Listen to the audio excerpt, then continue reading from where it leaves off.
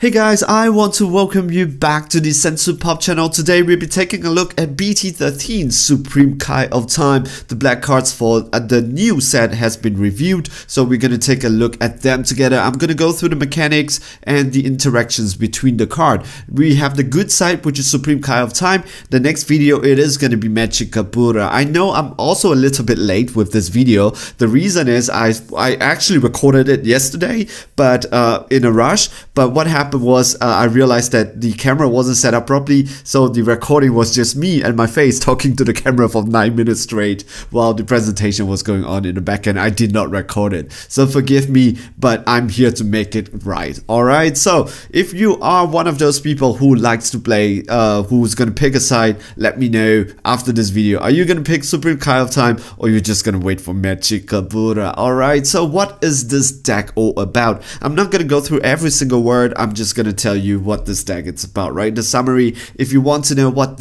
you want to read in depth what the card is all about, it is in the description below. Not the card itself, but the link to the website where you can get all this information. Alright, so this is gonna be a very Overrealm heavy deck. So when you play, when you swing, you draw a card, you burst 3, that type of stuff to help you to Overrealm. Overrealm, it's mechanics where instead of using your energy, you use your drop area to play. It is a black mechanics, which is really interesting. And she has the ability to help you to play a unison out, so consistency wise she is pretty good. The problem with all this bursting is that sometimes you burst your key cards into your drop area. So what you're gonna do, however, if you burst out your unison into your drop area, you have the ability to play them out just like that. Easy. Alright, and then this is gonna be Overrealm permanent. She has the ability to make the Overrealm permanent. So you activate me once per turn. You just take a card from your life and place it in your drop area, and you place up to 2 black cards from your warp to your drop area. The battle cards you play using Overrealm unsend to your warp at the end of the turn. That is simply amazing. From what I understand so far, you can activate at the start of the turn or before you end the turn. Before and after you play the Overrealm, it should be able to work here. Correct me if I'm wrong here, but I'm pretty sure that is the ruling. So you can play your Overrealm card and you think, this time I want to make them permanent. You can activate the main over there. It's simply amazing though. They are not leaving. You can imagine the shenanigans that you can do with this type of ability. She is very good. And also the artwork for the black cards. For this whole set, the artwork has been amazing. Wait till you see the Magic Kabura ones. But if you have the Goku Saiyan ones, you will like this one too.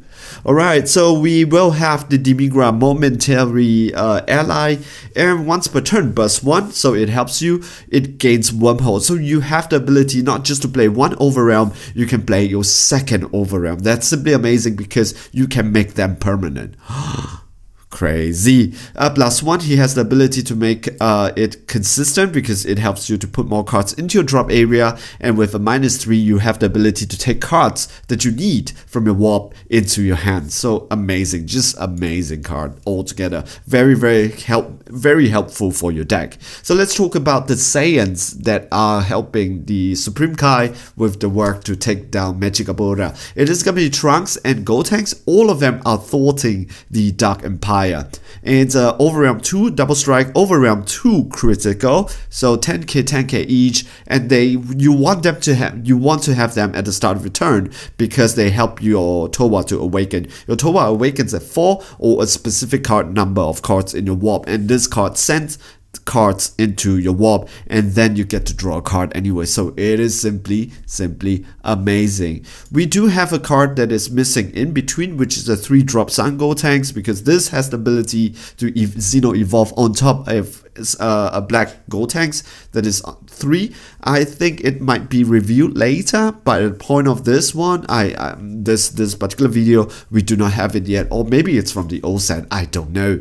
Okay, so this has unique dual attack, Overrealm 6 for 2 energy if you want to, but if you Xenoevolve, it stays on the board. When this card is removed, it has the ability to bring back a Gotenks and a Trunks back into your hands and activate battle. This card gets 10k, and double strike for the battle. So this is a 25k. You can swing one time, you can swing the second time. The thing is, if you want to go for the game, your opponent is down to 2. When you swing for the second time, you can actually activate battle, tap 1, it gets 10k and double strike, and it is not once per turn. That means you can tap all the energy that you have, because you have energies anyways, because most of your cards are being played by Overrealm. You get it correct. And yeah, go for 30k, 45k double strike just to win the game. Is this card good? I think this card is really good for the cause, and so this deck, it's going to be very, very oppressive and aggressive.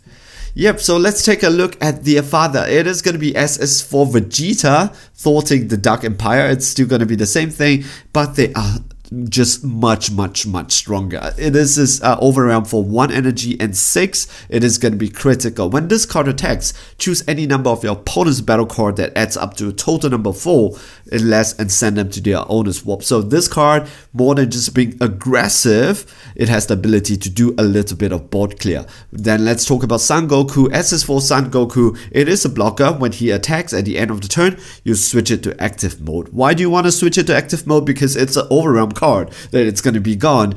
In case you activate your Towa's ability, both of them, it's going to stay on the board. 30k, 30k, trust me, I think some of them can be used in Broly, Dark Broly's deck also. But we do have another 30k though. You know why I know so much about this? Because this is, again, not the first time I record this video.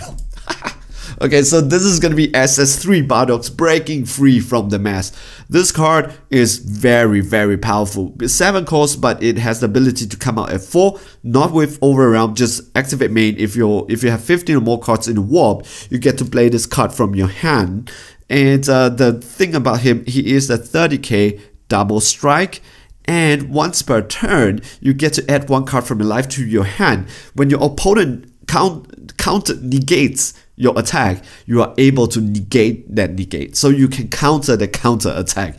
It is simply amazing because you want to go fast, you want to go for the game. When you swing, if you go for the game, if you swing, you have all your battle cards on the board, you swing, your opponent negates it, you can counter that thing. So choose it properly, because it's once per turn, but if you time it properly, that would be the end of the turn. Is that all? Not exactly though, because this guy, activate main once per turn. If your life it's 1, switch this card to active mode. So imagine you're at 3 life, right? And you activate Towa's ability to take 1 card to make your Overrealm. Okay, let's do this. You have three lives, and you have all these cards on your board. You swing with your Goku, you swing with Vegeta, and then you swing with your SS3 Bardocks. Your opponent negates the attack. You take 1 life. Now you're down to 2 life. Then you negate that negate. Now your opponent has to deal with a 30k double strike where he tries to combo out of. Use the Towa's leader's ability, take 1 card from your life, put it into your drop area. Now you're at 1 life. Activate main once per turn, restand this guy, and go for the swing again. Amazing, simply amazing. Artwork wise, well done, Bandai, well done. Alright, let's take a look at the last card. Okay, I want to address this last card over here. There is, when I'm not doing anything yesterday, I have some time. I was reading on some threads, and it seems that there was some discussion among this card, Clash of the Mosque Warriors. So activate battle, choose one of your opponent's unison cards. Your opponent may remove a marker from their card. If they don't, your leader card don't take damage from attack by their unison card strike skill for the battle.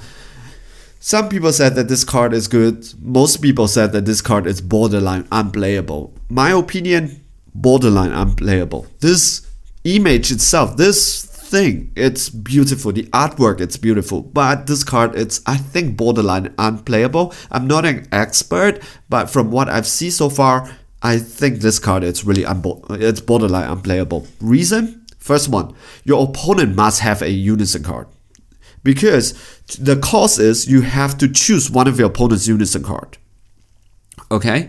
The second one is this card only works when your opponent attacks with their unison card, because it only negates the skill of their unison card. And the third one is that unison card must have a strike skill. If that unison card does not have a strike skill, like a double strike, triple strike, you don't take you still take the damage, right? And the fourth one is your opponent can choose to remove one marker to negate this card. So the workaround is when they swing, don't swing with their last one card. Just one marker, just get an extra marker. So having this card in your main, it's actually very, very destructive because it is so situational. Unless there is a new unison card that is very, very powerful and things like that, I don't know. It seems not playable though. But that is all for this deck itself. It is going to be very oppressive. It is going to be Overrealm heavy. One of the most powerful Overrealm skills to give to a black deck is to make Overrealm cards available. I can imagine that Dark Banisher full to that thing stays on the board. It is going to be pretty disgusting. But Towa has the ability to just make that. It is basically this Toki Toki City on a leader that costs less, and it's a little bit more predictable, that is a little bit easier to activate. It is just simply amazing. So if you like very oppressive deck, very aggressive deck that swings, and you want to be part of the Saiyan army trying to stop Mechikabura in Dragon Ball Heroes, this is the deck itself. Alright, so let's end the video here. The next one, it is going to be Mechikabura, and maybe that is the deck for you. Mechikabura, it's going to be pretty fun, a little bit more control, so stay tuned. See you guys in the next video. Alright, stay safe. Okay, ciao, bye.